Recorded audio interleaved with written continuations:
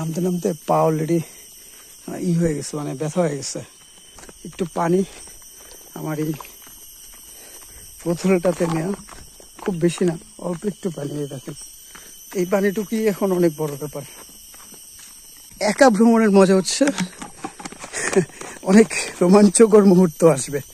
ডানে বামে দিয়ে অনেক জঙ্গল আছে, অনেক রাস্তা আছে। ইচ্ছা করবে যে একটু ডানে যাই দেখি কি অবস্থা, বা একটু বামে যাই দেখি কি অবস্থা। জাস্ট ভিউ দেখেন আর কিচ্ছু না, ভিউ দেখেন আর এনজয় করেন। কোথেকে আসছেন আপনারা? আমরা Patuakhali Science and Technology University. আচ্ছা আচ্ছা, একটু রেস্ট করি, তারপরে আবার হাঁটা শুরু করবো। এরকম পাহাড়ি রাস্তা বেয়ে হেঁটে নিচে নামা, 1600 ফিট নিচে নামা সহজ কোনো ব্যাপার না। কিন্তু আপনাদের যদি পানি বা অন্য কিছু যদি প্রয়োজন হয়, আপনারা চাইলে এই দোকান থেকে কিনতে পারেন। এই যে এই দোকানটা, এদিক দিয়ে ঝর্ণায় যাওয়ার রাস্তাটা কোন দিকে কাকা? হ্যাঁ হ্যাঁ, একা গেলে তো সমস্যা নেই, যাওয়া যাবে। আচ্ছা দাদা, বিভিন্ন গ্রামে ঢুকে গ্রাম দেখাতে দেখাতে আমি কই চলে আসছি। ডেফিনেটলি এটা একটা গ্রাম, আপনাদেরকে ভিলেজ ব্লগই দেখাচ্ছি। ইচ্ছা করতেছে কক্সবাজার চলে যাই। কক্সবাজার যেহেতু এখান থেকে কাছে, 60-70 টাকার মতো বাস ভাড়া, কক্সে চলে যাওয়া যায়। কিন্তু কক্সে গেলে আবার এক্সট্রা অনেক খরচ। আমার কাছে খুব বেশি টাকা পয়সা নাই অলরেডি। আমি খুব সাহস নিয়ে, মানে আপনারা দেখেন তো আমি সবসময় কম শূন্য পকেটে আমি ট্রাভেল করি, বিভিন্ন জায়গায় যাই, বিভিন্ন গ্রামে যাই। তো আজকে এই যে অবধি আসতে গিয়ে, মানে আজকের ভ্রমণটা করতে গিয়ে আমার ভালোই খরচ হয়ে গেছে বা খরচ হচ্ছে, যেটার কারণে হচ্ছে কক্সে যাওয়াটা একটু কনফিউশনের ব্যাপার। কক্সে হয়তো নাও যেতে পারি, হয়তো কক্সে আমি আপনাদেরকে নিয়ে আলাদাভাবে কক্সে যেতে পারি। এই ট্রিপে কক্সে হয়তো আমার আর যাওয়া হচ্ছে না, আমার মনে হচ্ছে আর কি, এর জন্য বলতেছি। তো অনেক খাড়া রাস্তা, নামতে গিয়ে যখন আপনি ক্লান্ত হয়ে যাবেন তখন এরকম কোনো একটা জায়গায় বসতে হবে। আমার এই যে পা অলরেডি নামতে নামতে পা অলরেডি হয়ে গেছে, মানে ব্যথা হয়ে গেছে। আর পানি রাখার চেষ্টা করবেন কাছে। আমার কাছে পানি ছিল না। আমি হচ্ছে ইসমাইল ভাই, যিনি রাতে আমাকে হেল্প করছিল, সেই ইসমাইল ভাইয়ের কাছ থেকে হচ্ছে একটু পানি আমার এই বোতলটাতে নেওয়া, খুব বেশি না, অল্প একটু পানি। দেখেন এই পানিটুকুই এখন অনেক বড় ব্যাপার। পানিটুকু একবারেও খাওয়া যাবে না, একটু রেখে দিতে হবে।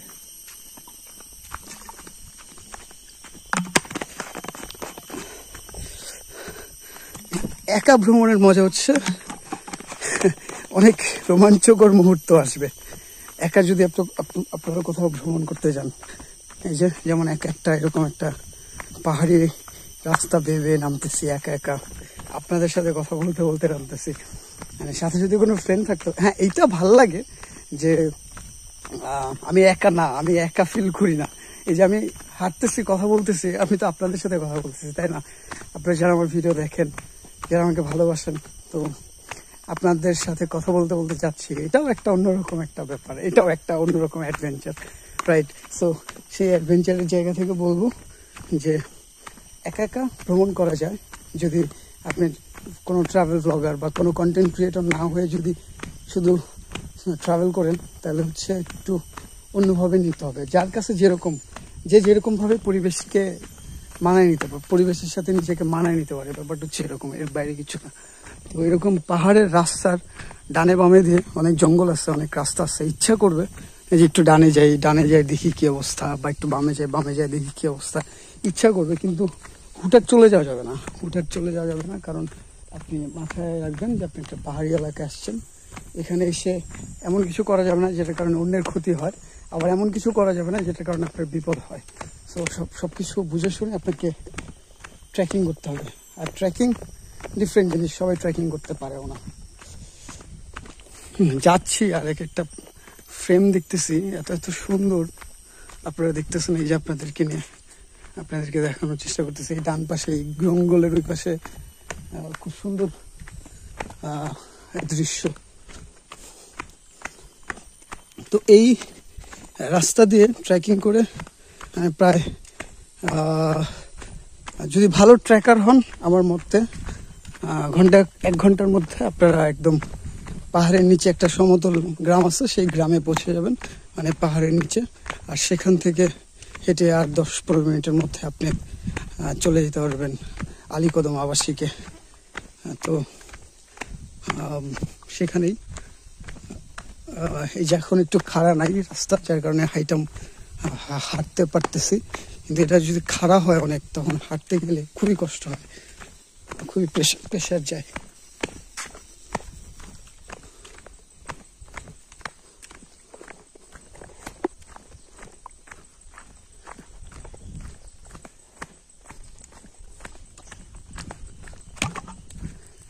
এই যে গাছগুলো দেখা যাচ্ছে এগুলো কি গাছ আমি জানি না, এই যে বড় বড় লম্বা লম্বা গাছগুলো, এগুলা কি গাছ আমি জানি না, কিন্তু এই গাছগুলো প্রচুর পাহাড়ে।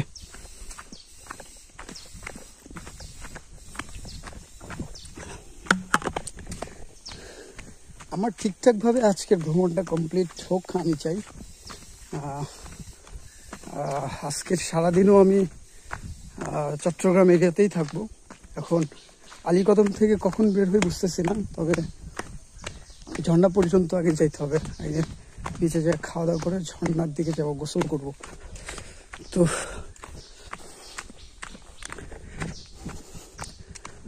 অনেকখানি রাস্তা অলরেডি নেমে পড়ছি,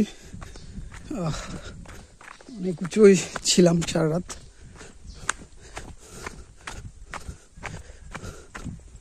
এই যে এরকম ডান বামে যাওয়া যাবে না।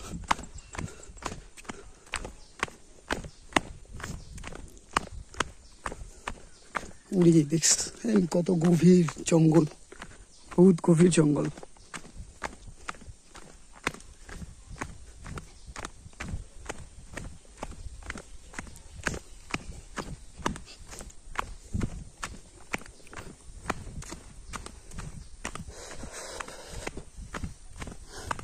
অবস্থা খারাপ, এত শুকতাম তাই আপনারা অলরেডি দেখতেছেন আমার চেহারার অবস্থা কি আছে। ঘামে টাইমে পুরো অস্থির হয়ে গেছে।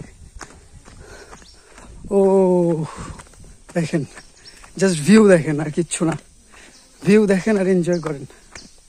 সম্ভব হইলে এই ভিউটা দেখার ফলে যদি ভালো লেগে থাকে চ্যানেলটা সাবস্ক্রাইব করে ফেলেন, ইউটিউবে দেখে থাকলে আর ফেসবুক পেজে দেখে থাকলে ফলো করে ফেলেন। আরেকটা গ্রুপ,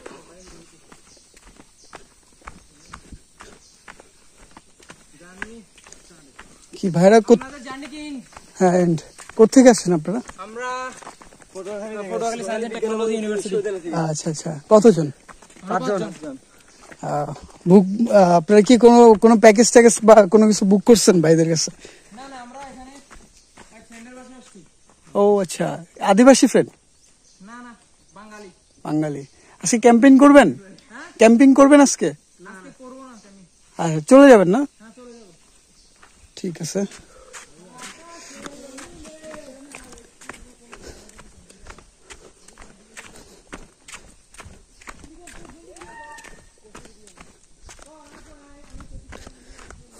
এরকম উঠতে পথে বা যাইতে পথে, নামার পথে বা উঠতে পথে এরকম অনেক ট্রাভেলারদের সাথেই দেখা হবে যারা ভ্রমণ করার জন্য আসছে। তো তাদের সঙ্গে কথা বললে আপনি হয়তো অনেক কিছু জানতে পারবেন। যেমন এই যে আমি কথা বললাম, আমার দেখে মনে হলো ভাইয়ের একটা ছোটখাটো গ্রুপ। তো এরকম অনেকের সাথে দেখা হলে কথা বলবেন, ভালো লাগবে আশা করা যায়। তো নামতে খবর হয়ে যেতেছে, উঠতে তো অবশ্যই কষ্ট হয়েছে, কিন্তু আমি এখন এই জায়গায় এসে এত দূর অব্দি নামার পরে আমার এখন মানে পা কাঁপতেছে। ব্যাপারটা এরকম, আমার পা সামনে আগাচ্ছে না, মানে এতটা কষ্ট হচ্ছে। একটু বসে একটু রেস্ট করি, তারপরে আবার হাঁটা শুরু করবো। এরকম পাহাড়ি রাস্তা বেয়ে হেঁটে নিচে নামা, 1600 ফিট নিচে নামা সহজ কোনো ব্যাপার না। কিন্তু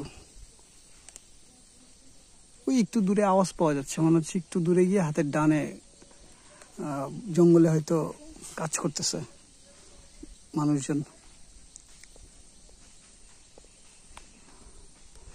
তো বসেই থাকতে ইচ্ছা করবে, কিন্তু কিছুটা সময় রেস্ট করার পরে অবশ্যই হাঁটা শুরু করবে। হেঁটে হেঁটে গন্তব্যে পৌঁছাইতে হবে। প্রত্যেকটা ভ্রমণে বা প্রত্যেকটা আর সময় আপনি যখন ট্রেকিং করবেন তখন আপনার একটা গন্তব্য নিশ্চয় থাকবে যে আপনি ওই জায়গাটায় যাবেন। তো সেক্ষেত্রে গন্তব্যে পৌঁছানোটা হচ্ছে লক্ষ্য, আর গন্তব্যে পৌঁছা তারপর আপনি গা ছেড়ে দেন, শরীর ছেড়ে দেন, সমস্যা নেই। গন্তব্যে পৌঁছে আপনি যা খুশি করেন, কিন্তু গন্তব্যে মাস্ট আগে পৌঁছাইতে হবে।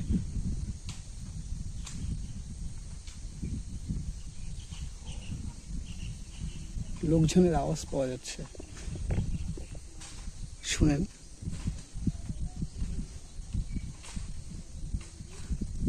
মনে হচ্ছে গাছের ডালপালা কাটতেছে। খালি পায়ে স্যান্ডেলে যেখানে রেখা, আমার এই স্যান্ডেলের ইতিহাস, মানে এই স্যান্ডেলটা গ্রিনিস বুকে এটা ওঠা উচিত।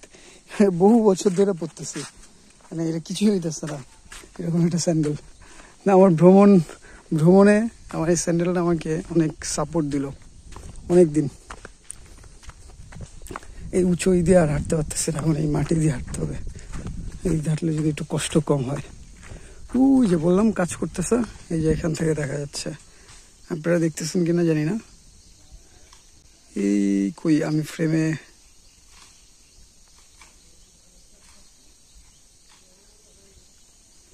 এই যে আপনাদেরকে দেখাই, কই আমি তো ফ্রেমে দেখতেছি না। আচ্ছা, এই যে দূরে দেখা যাচ্ছে একজন কাজ করতেছে। হ্যাঁ, ওনার এই গাছ কাটার হচ্ছে, গাছ না মানে উনি ডালপালা কাটতেছে গাছের, তো ওই আওয়াজগুলোই আসতেছে। তো আগাইতে হবে, ফার্স্ট আগাইতে হবে।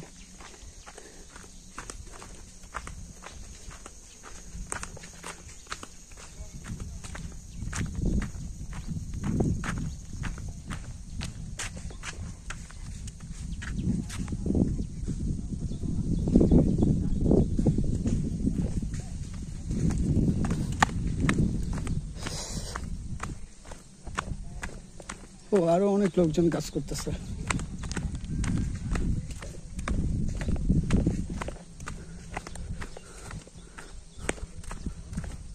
এই যে দেখতেছেন নেমে যাচ্ছি। আমি কোনো মানে আম বাগানও পাচ্ছি না যে একটা আম ছিঁড়ে আম খাবো। এই যে ওনারা কাজ করার জিনিসপত্র রেখে গেছে।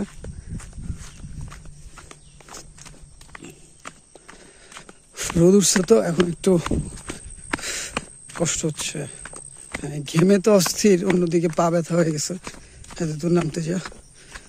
আবার একটু খারাপও লাগতে পারে, খারাপ লাগলে বসবেন, রেস্ট করবেন।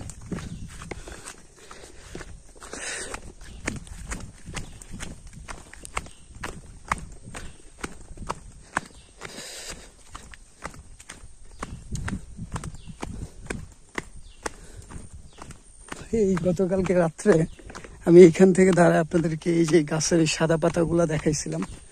তো তার মানে আর বেশি দূর না, পাহাড়ের নিচে হয়তো আর কিছু দূর হাঁটলেই নেমে পড়বো, আর বেশি রাস্তা হয়তো নাই। তো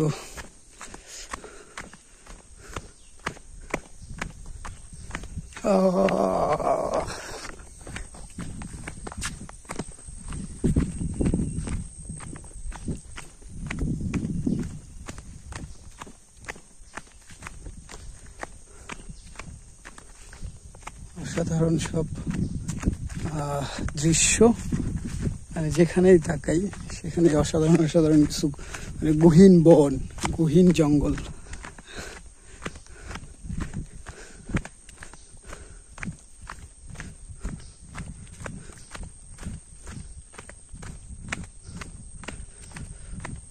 একটু খাড়া রাস্তা থেকে একটু সমতল রাস্তা মনে হচ্ছে পাইছি, যার কারণে একটু হাঁটা পসিবল হচ্ছে।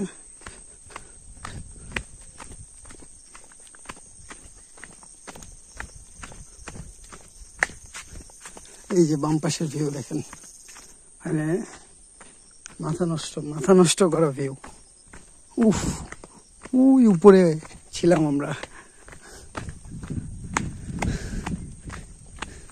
তবে এই রাস্তায় আপনি চাইলে 200 টাকার বিনিময়ে বাইকে নামতে পারবেন, উঠতে পারবেন।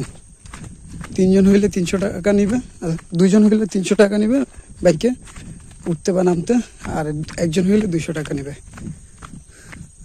তবে সবসময় পাওয়া যায় এমনও না, যেমন এই যে সবাই কাজটা শেষ করে চলে গেছে, চলে যাওয়ার পর এখন পাহাড় পুরো ফাঁকা, ক্যাম্পিং করার যে জায়গাটা ওই জায়গাটাও ফাঁকা।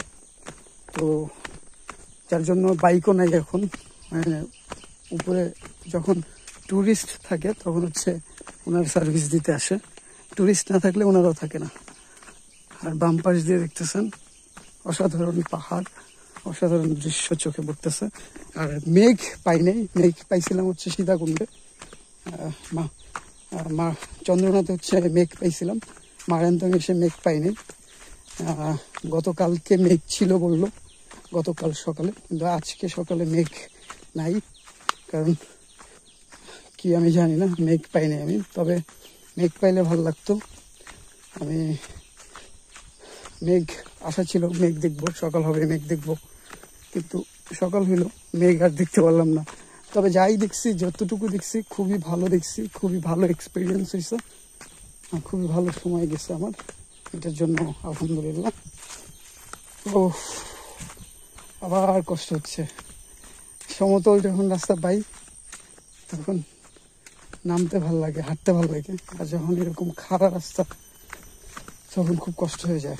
আর এই কষ্ট যারা করতে চান না তাদেরকে বলবো নিশ্চয়ই বাইকে উঠে পার হয়ে যাবেন, উঠবেন বা নামবেন বাইকে। আর যারা কষ্টটা করেও যারা ট্রেকিং করতে ভালোবাসেন তাদের বলবো যে তাহলে আমার মতো হাঁটা শুরু করেন। এই যে চলে আসছি, পাহাড়ের নিচে চলে আসছি বলা যায়। এখন একটা সমতল একটা ছোট্ট একটা গ্রাম পার হয়ে আলীকদম আবাসিকে যাব। গতকালকে বারবিকিউ আর পরোটা খাওয়া হয়েছে, 3টা পরোটা বারবিকিউ, আর এই রাত কেটে এখন সকাল। আর এখন যে খুব বেশি বাজে এমনও না, এখন সময় হচ্ছে 9:50 মাত্র। তো এইরকম পাহাড়ের নিচে নামার পরে এরকম একটা দোকান পাবেন, দোকানটা অনেক বড় সড়ো দোকান। তো আপনাদের যদি পানি বা অন্য কিছু যদি প্রয়োজন হয় আপনারা চাইলে এই দোকান থেকে কিনতে পারেন। এই যে এই দোকানটা, আমি উঠার সময় এই দোকানটা থেকে হচ্ছে অটো ড্রাইভার টাকা ভাঙতে করছিল, তখন দোকানটাতে দাঁড়াইছিল।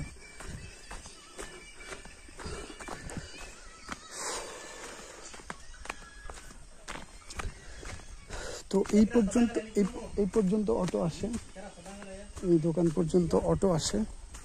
আপনারা চাইলে এই দোকান পর্যন্ত অটোতে করে আসতে পারবেন, আর যদি মনে করেন হেঁটে আসবেন তাও আসতে পারেন, এটা কোনো বিষয় না। তো আর খাড়া কোনো পাহাড়ি রাস্তা নাই, এখন এরকম গ্রামের রাস্তা ধরে আগায় যেতে হবে।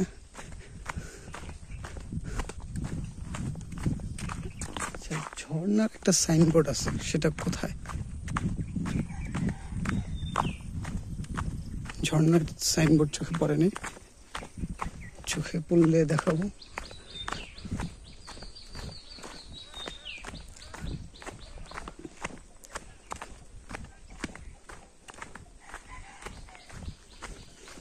এদিক দিয়ে ঝর্ণায় যাওয়ার রাস্তাটা কোন দিকে কাকা? হ্যাঁ হ্যাঁ, একা গেলে তো সমস্যা নেই, যাওয়া যাবে। আচ্ছা দাদা,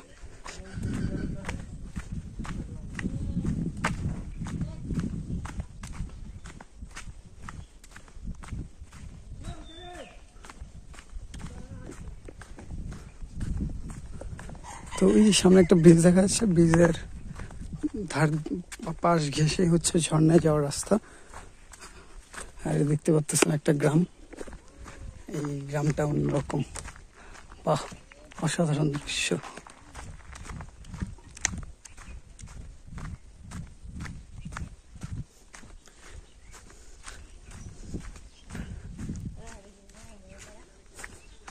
একটা ছোটখাটো একটা ফুটবল খেলার মাঠ, বিকেলে যাওয়ার সময় এখানে ফুটবল খেলা হইতেছিল।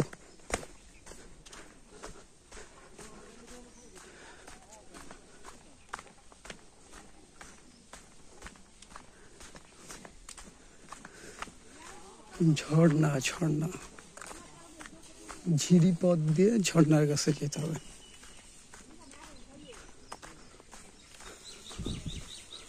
এই গ্রামটাও সুন্দর। আমার কাছে একটা জিনিস ভাবতে ভালো লাগতেছে যে আমি এখানে গ্রামে মানে বিভিন্ন গ্রামে ঢুকে গ্রাম দেখাতে দেখাতে আমি কই চলে আসছি। ডেফিনেটলি এটাও একটা গ্রাম, আপনাদেরকে ভিলেজ ব্লগই দেখাচ্ছি। আমাদের এই যে শিলবুনিয়া ঝর্ণা, এইখানে লেখা দেখেন শিলবুনিয়া ঝর্ণা, সচেতন হন, ঝর্ণার স্থানে যে কোনো ধরনের প্লাস্টিক পণ্য আবর্জনা ইত্যাদি না ফেলার জন্য অনুরোধ করা হলো। অনুরোধ ক্রমে উপজেলা নির্বাহী অফিসার আলীকদম। মারান্তং জাদি পর্যটন কেন্দ্র, সচেতন হন, পর্যটন স্পটে যে কোনো ধরনের প্লাস্টিক তারপরে পণ্য আবর্জনা ইত্যাদি নিজ দায়িত্বে পরিষ্কার করার জন্য অনুরোধ করা হলো। অনুরোধ ক্রমে উপজেলা নির্বাহী অফিসার আলীকদম। ভালো উদ্যোগ, ভালো কথা, সত্য। পাহাড়কে পরিষ্কার রাখতে হবে, পাহাড় নষ্ট করা যাবে না, পাহাড় নোংরা করা যাবে না। পাহাড় নোংরা করলে এটা আমাদের জন্যই ক্ষতি। আর আমি কিছুক্ষণ পরে এই রাস্তা দিয়ে যাব ঝর্ণার কাছে। দাদা এই রাস্তা দিয়ে গেলেই ঝর্ণাটা পাওয়া যাবে না? এইটা দিয়ে কতক্ষণ হাঁটলে ঝর্ণাটা পৌঁছানো যাবে? বেশি দূরে না। এখন ঝর্ণায় পানি আছে দাদা? কম। গোসল করা যাবে তো না গেলে? আচ্ছা দাদা, তো দেখলেন এই যে গ্রাম, এই যে বড় বড় পাতাওয়ালা যে গাছ, এই গাছগুলো দেখা যাচ্ছে। তো ঝর্ণায় যাব, আগে যা হচ্ছে কিছু খাওয়া দাওয়া করতে হবে, ফোনও চার্জ দিতে হবে। সব লোকে কয় লালন কি জাত সংসারে, সব লোকে কয় লালন কি জাত সংসারে। লালন বলে জাতের কি রূপ, লালন বলে জাতের কি রূপ, দেখলাম নাই নজরে সংসারে। সব লোকে কয় লালন কি জাত সংসারে।